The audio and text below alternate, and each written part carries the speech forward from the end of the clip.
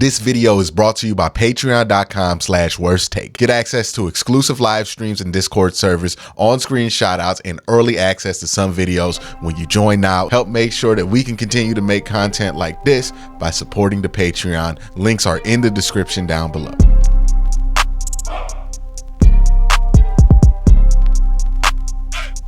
Now, that was something.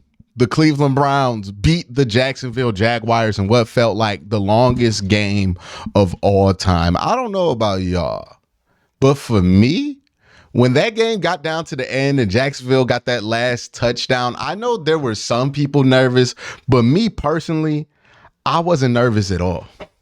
Like, I just knew, all right, we got this thing down to 130. Once you got the game down to what? You get 40 seconds of play clock, multiply that by 4, you get about 2 minutes.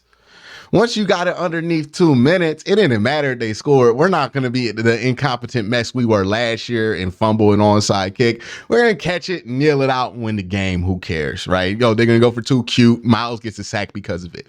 I just had no fear that the Browns were going to blow that one at the end. And the reason I have no fear that the Browns are going to blow these games at the end, despite years and years of Browns football telling me that I should, is because this is not a team that loses games in such a fashion. They just aren't. They're a different football team. They're different than what they've been. They're different than what they've been before. They're just a different football team than that. They just have been all year. So why would that stop now? You know what I mean? So I wasn't worried that the Browns are going to blow this one. I would love to know if you at home were worried that the Browns are going to blow this one. But the way this team's been playing, I just had no doubt that they wouldn't blow this one. I said in my video, on my Sunday video, that I am actually happy that Trevor Lawrence is playing. The reason I said that I'm happy that Trevor Lawrence is playing is simple. It's because I wanted the Browns to prove something to the rest of the NFL. I wanted the Browns to prove something to the fan base. I wanted the Browns to prove something to everybody watching at home, everybody who's doubting this team, everybody who's telling me we should throw this season in the can because we're not going to win in the playoffs. I wanted you to see this Browns team beat a division opponent. Not a division opponent, my bad. They ain't been in a division for a while. Beat a opponent that's in the playoffs. So you can stop telling yourself this lie that this Browns team is not good enough to win a playoff game this year. I've said it all year. I'll continue to say it again. It's not rocket science. It literally lines up. Every time I say it, there's no holes in this belief. If the Browns defensive line is playing good, the Browns will win. If the Browns defensive line is not playing good, the Browns will lose. Name one game where you felt like the Browns defensive line was cooking on gas and we've lost, and you could probably only name one, and that's the Pittsburgh game that the Browns lost because we fumbled the game away. Now, there were a lot of turnovers in this game from the Browns offense, and I think that's something we do have to address. Like, Joe Flacco had the fumble and the interception. Nobody's going to care because you won. But there were more turnovers than you felt like were necessary in offense. You had the Amari Cooper unacceptable fumble, but I thought the fumble and the interception there, just costly mistakes by this Cleveland Browns team that made this game a lot closer than it really needed to. It felt PJ Walker-esque with those turnovers. Now, where it didn't feel PJ Walker-esque is when it comes to being able to connect on big plays with the offense. That's the one thing that Joe Flacco does bring you. He don't hit them layups. Like, he's not hitting the tough threes or the contested shots no more. But you know what? Joe Flacco gonna hit them layups. And Kevin Stefanski is a good enough offensive coordinator to consistently get Joe Flacco enough layups to hit. And this is why I say, Joe Flacco, DTR, I feel like you're going to be fine. It ain't about the quarterback position. You got enough at the quarterback position to get by if you're the Cleveland Browns. Because with Kevin, David, and all that around, you can conjure up some points. You'll be fine, whether it's DTR or Joe Flacco. And I think it's a good thing that you have both of them right now, because if one goes down or if one plays bad, you have the insurance of having a pretty good option behind them. either way it goes. Joe Flacco, DTR, I kind of see them as similar, and I think that was kind of proven today. Great performance by Joe Flacco. Just did a lot of taking advantage of what the defense was giving him. Defense blew a couple coverages and he got the ball, made his layups. And that's all you need the young fella, well, not the young fella, the older guy to do, the vet to do is just make those layups. And they made those layups. So good on them, good on Kevin, good on that staff. Look, the run game wasn't going today, but that was expected. The Jaguars have one of the best run defenses in the NFL. And I was saying this to fans who wanted the Browns to run the ball more in that game. I just did not think that was a feasible game plan, because you can't ask them to run at one of the best run defense units when they have such an incompetent secondary. And what the Browns did was just keep picking at that secondary until they made the big mistakes. And they made 3-4 big mistakes in that game that led to points. So again, that's a great game plan by Kevin. It's a great strategy by Kevin, because it would have been real easy to say, oh my God, we're running Joe Flacco out there. Let's just be scared and run the ball. Nah, don't be scared. Be who you are. Throw on them when they are a weak passing defense and do what you got to do. You know, they say the line is, if you start listening to the fans, you start sitting with them. And that's one of the examples of why you can't just listen to everybody, right? Got to throw it in those situations. I applaud Kevin for being pretty ballsy, going for it on that 4th down that they scored it in. Look, offensively, it wasn't perfect. You made some mistakes. You turned the ball over, but guess what?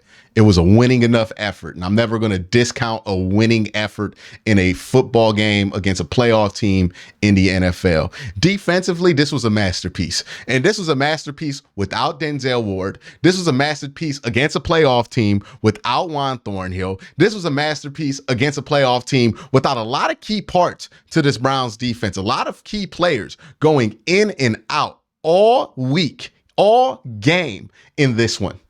And you still put up a masterpiece theater performance. Now, I know that the Jaguars scored 28 points, but 14 of those points were off of short fields due to a fumble from Joe Flacco and then a fumble from Amari Cooper. Whatever, right? You got those points, but we know how you got those points. I'm not really tripping off that.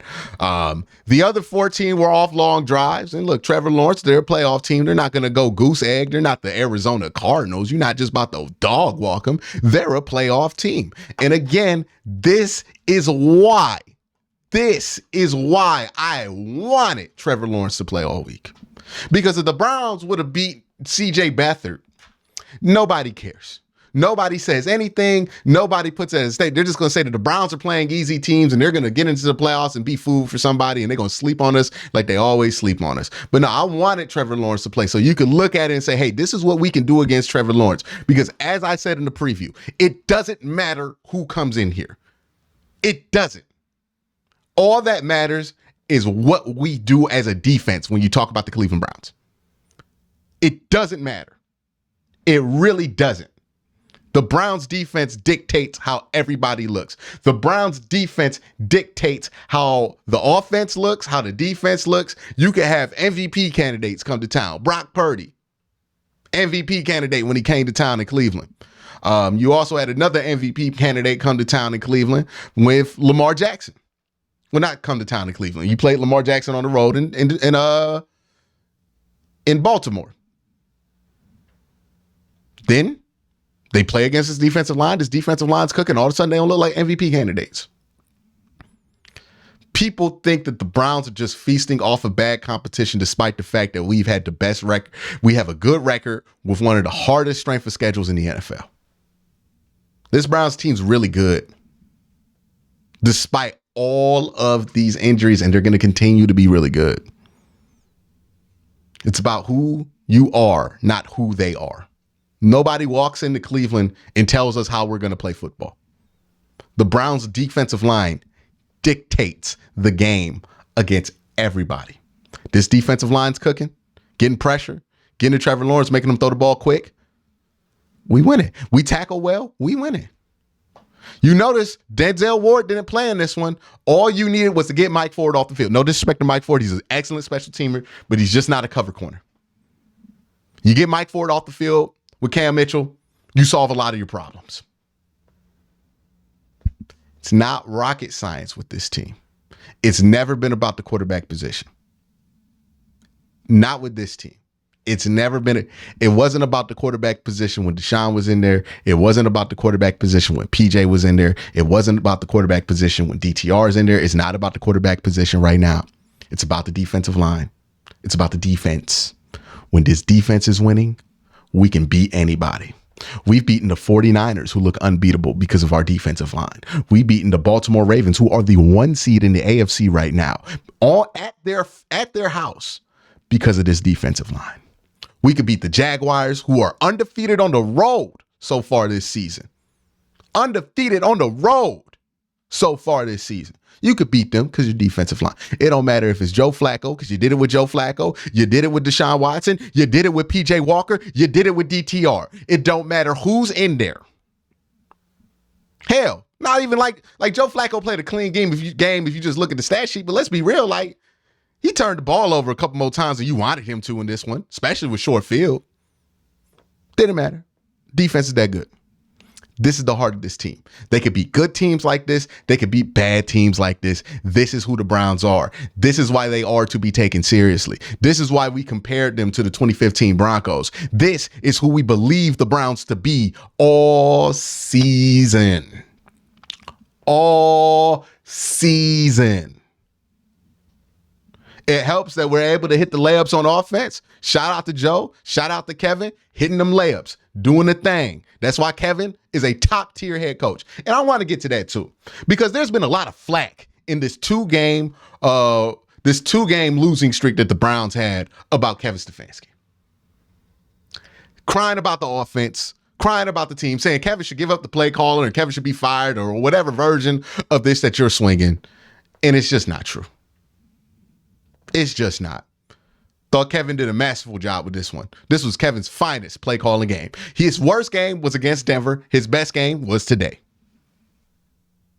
Kevin's an excellent play caller. He's going to have a bad game or two. Everybody does.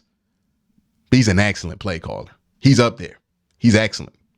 He's a top tier head coach. You know, we used to think of the Steelers as a team that has a top tier head coach. They're falling apart right now because guess what? Their top tier head coach ain't top tier head coaching right now.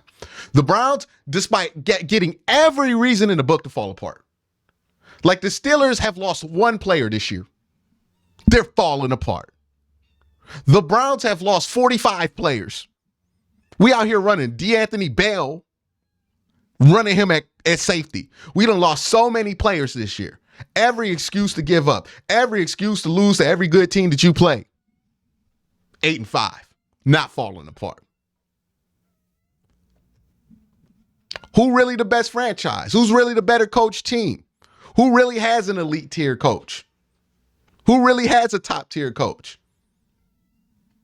It ain't Pittsburgh. They got to console their wide receivers after every play because they mad about something. They gotta keep the team together. Don't nobody like each other in Pittsburgh. You come to Cleveland, hey, we lost 2 games in a row. It didn't have seemed to affect this locker room at all. They still was rolling with each other, rocking with each other, and ready to have each other's back in this game. And that's what you got today. A well-coached, well-moved football team. That's why the Browns are 8-5. An elite defense and a well-coached team get you to 8-5. We are now what the Pittsburgh Steelers used to think they were. Hell, we might even win more than 8 or 9 games. This win was important because it doesn't just mean that you can win a game against a good opponent.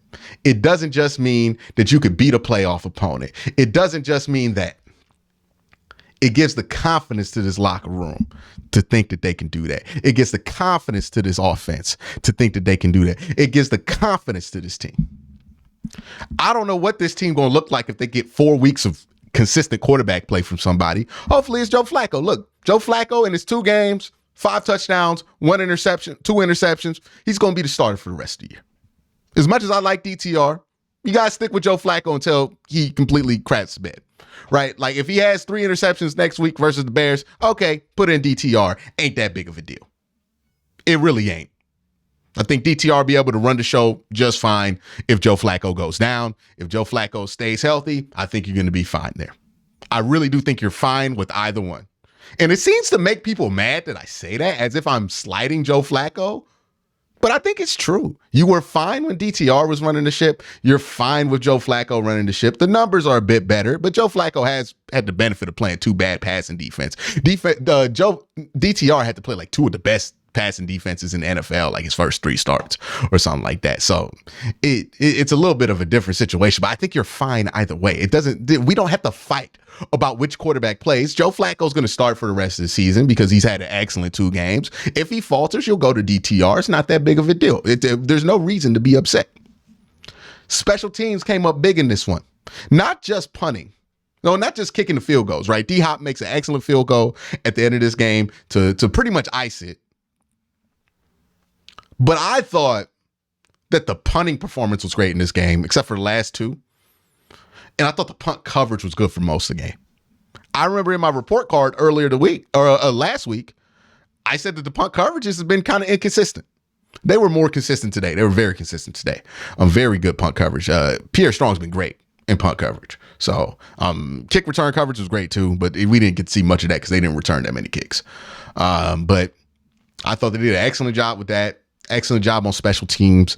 And again, it goes down to playing complementary football. Last week, the Browns failed to play complementary football. The week before, the Browns failed to play complementary football when DTR went down. You play complementary football, your defense is good enough to beat anybody. You're also bad enough to lose to anybody, but that's just the NFL. But your defense is good enough to beat anybody. You've beaten 2 of the best teams in the NFL already with no quarterback, or with like half a quarterback, Deshaun Watson, like with a broken shoulder in the second half of that game. It is what it is. And what it is telling you right here, right now, this Browns defense is good enough to beat anybody. I hope that y'all understand. I know people are telling me like, oh, you can't beat the Texans. You can absolutely beat the Texans.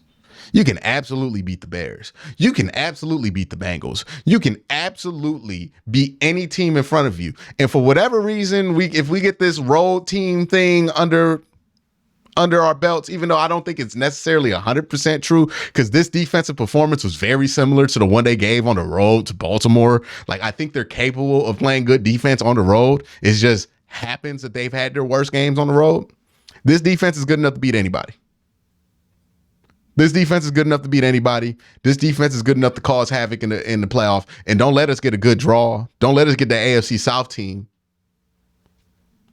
We gonna do it. We gonna do it. That's how good this defense is, man.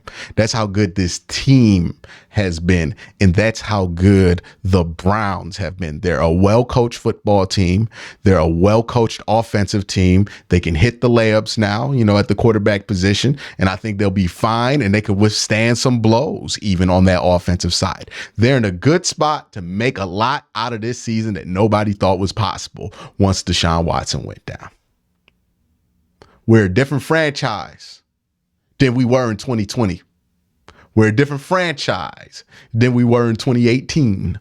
We're a different franchise than we were in 2003. It's a different team. It's a different franchise. We are what we always hoped we could be, which is one of those teams that's just well coached, really talented, and just flat knows how to win. That's who the Browns are. The Jaguars, they're trying to be us. They're trying to get to where the Browns are right now. You think the Jaguars could survive the amount of injuries that the Browns have and still be at 8-5? You think Pittsburgh could survive the same amount of injuries that the Browns have and still be over 500? You think, like, literally look at any team in the playoffs right now and ask me outside, no, not even San Francisco, because when they've had injuries like this, they've fallen out of 500. So what team can survive the injuries that the Browns have had this year and be 8-5? The answer is none. That's how good this team is. And it's about time we all remembered that.